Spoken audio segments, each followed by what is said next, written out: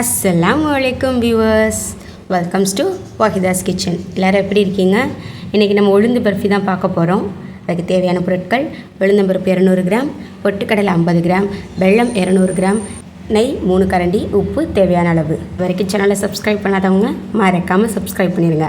வாங்க இப்போ பர்ஃபி செய்ய ஸ்டார்ட் பண்ணிடலாம். அடுப்பில் ஒரு பேன் வச்சுட்டு ஒரு 200 கிராம், அதாவது நான் இப்போ எடுத்த இந்த கப்பில் ஒரு கப் அளவுக்கு உளுந்து எடுத்து அதை வாசம் வர வரைக்கும் வறுத்து எடுத்துக்கலாம். அதுக்கு ஒரு 50 கிராம் அளவுக்கு பொட்டுக்கடலை எடுத்து அதையும் அது கூட சேர்த்து கருகிடாமல் வாசம் வர்ற வரைக்கும் வறுத்து எடுத்துக்கலாம். இப்போது அதை ஃபேன் காற்றுல கொஞ்சம் நேரம் ஆற விட்டுட்டு மிக்சர் ஜாரில் கொடுத்து கொஞ்சம் பைன் பவுடராக அரைச்சி எடுத்துக்கலாம். ரொம்பவும் அரையணும் அப்படிங்கிறது அவசியம் இல்லை.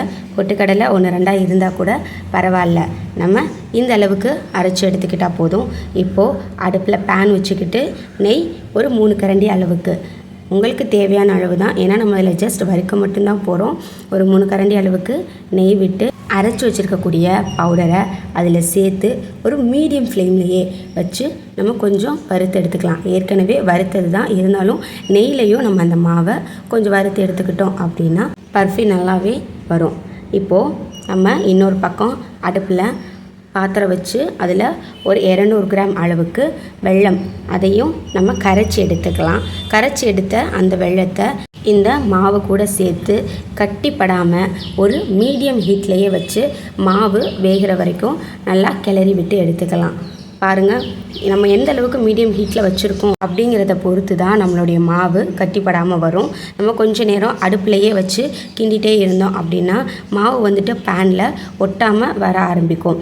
அந்த ஸ்டேஜ் தான் நம்மளுக்கு பர்ஃபிக்கான கரெக்டான ஸ்டேஜ்.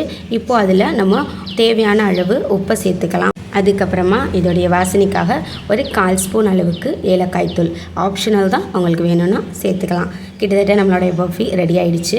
இப்போது ஒரு பிளேட்டில் பட்டர் ஷீட்டை ரவுண்ட் ஷேப்பில் கட் பண்ணி வச்சுக்கிட்டு அதில் நம்மளுடைய அந்த மாவை ஸ்ப்ரெட் பண்ணி அதை ஒரு ரோல் மாதிரி பண்ணி ஃப்ரிட்ஜில் ஒரு 1 or 2 hours வச்சு எடுத்தோம் அப்படின்னா அது நல்லாவே இறுகிடும். நம்ம கடித்து சாப்பிட்ற மாதிரி இருக்கும். நம்ம உடனே சாப்பிடணும் அப்படின்னா இது மாதிரி ஒரு பிளேட்டில் நெய்யை தடவி அதில் இந்த மாவை நல்லா ஸ்ப்ரெட் பண்ணிவிட்டு ஒரு 20 minutes காய வச்சு நம்ம கத்தியால் இது போல் பீசஸ் போட்டு சாப்பிடலாம். குழந்தைங்க ரொம்பவே விருப்பப்படுவாங்க.